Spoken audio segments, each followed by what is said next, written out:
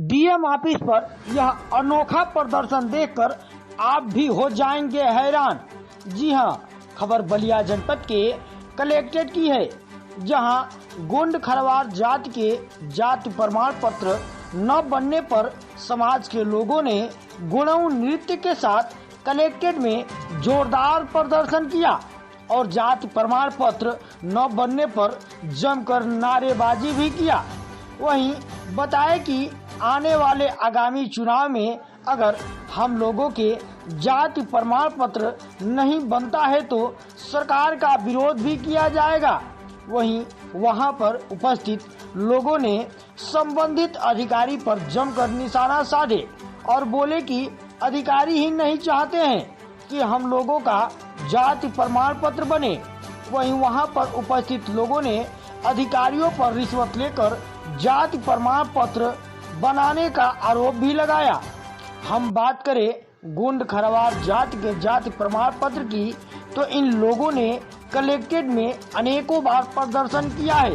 प्रदर्शन करने पर कुछ छात्र छात्राओं का जाति प्रमाण पत्र तो बन जाता है, लेकिन कुछ दिन बीतने के बाद वैसा का वैसा ही हो जाता है, ऐसा प्रदर्शनकारियों का कहना है। आइए सुनते हैं वहां पर प्रदर्शन कर रहे लोगों का क्या कहना है।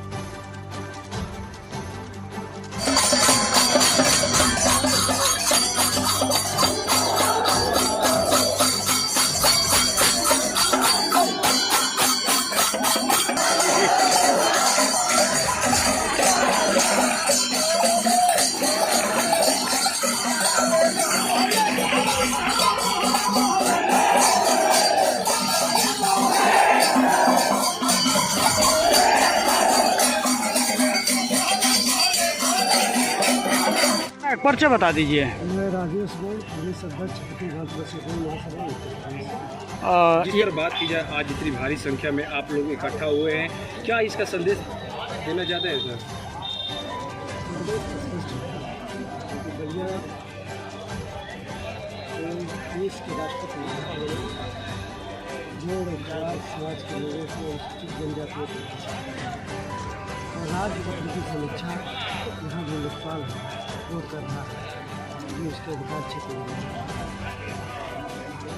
गलत व्याख्या करके न्यायालय खारिज आवेदन लेकर खारिज किया।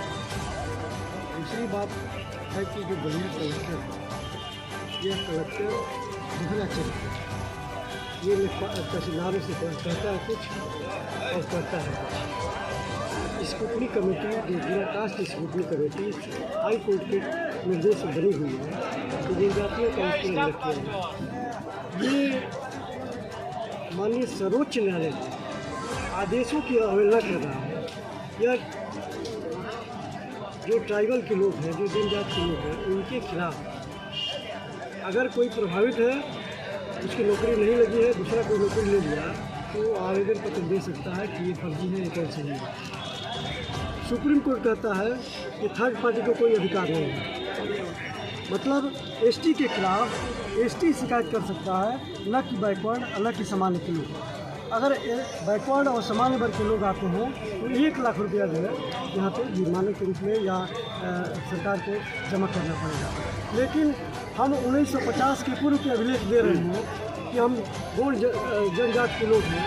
हमारे अभिलेख 56-62 से लगाई, जो अन्य अभिलेख है वो हम दे रहे हैं, उसको ये मानने को तैयार नहीं है। और फरकती कोई भी एक सामान्य वर्ग का व्यक्ति, बैकवर्ड का व्यक्ति एक एप्लीकेशन डाल देता है, ये गोंड जात के नहीं है, और उसमें जो है मौखिक स्टेटमेंट के आधार पर खारिज कर दे रहा है। और इसका फ़ायदा जो है कुछ सामान्य लोग आज माननीय उच्च न्यायालय में, हाई कोर्ट में तारीख लगी हुई है, ये कलेक्टर उसमें जा रहा है, ये समस्त तहसीलदार पार्टी है, तो हमको विवादित बनाने का काम बलिया कलेक्टर कर रहा है। इसलिए आज हम लोग जो है स्क्रूटनी कमेटी के खिलाफ और सुगमता से जाति प्रमाण पत्र जारी कराने के लिए यहाँ पे हम जो आए। लेकिन बात करेंगे, जिस तरह पिछली बार देखा गया था कि आप थे, पिट्टू लोग थे, बाकी जो भी पदाधिकारी लोग थे, डीएम साहबा से मीटिंग भी किए हैं, उसके बावजूद भी बोला गया था कि आप लोग का जारी होगा, लेकिन उसके बावजूद भी कहाँ दिक्कतें आ रही है, क्या दिक्कतें, अब आप लोग क्या चाहते हैं? ऐसा है कि ये धनग्राही करने के लिए ये अपने लोगों को छोड़े हुए हैं, ये दलाली करा रहा है। पुलिस की भर्ती में कौन दलाली करा रहा है?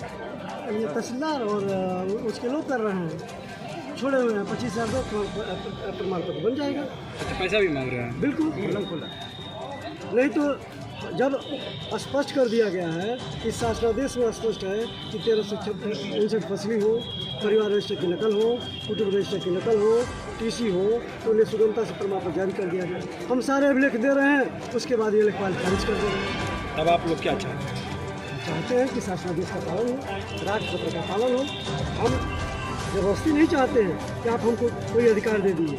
यस, जो है देश के राष्ट्रपति ने हमको अधिकार दिया है, संवैधानिक अधिकार हमारा है, और ये जो है हमारा उत्पीड़न है।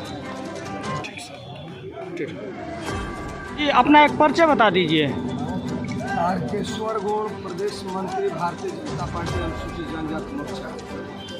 अभी आप कहाँ पे और किस तरह का ये आप लोग के द्वारा ये प्रदर्शन किया जा रहा है, क्या कुछ है सर? ये हम लोग बलिया कलेक्ट्रेट परिसर में बैठे हुए हैं।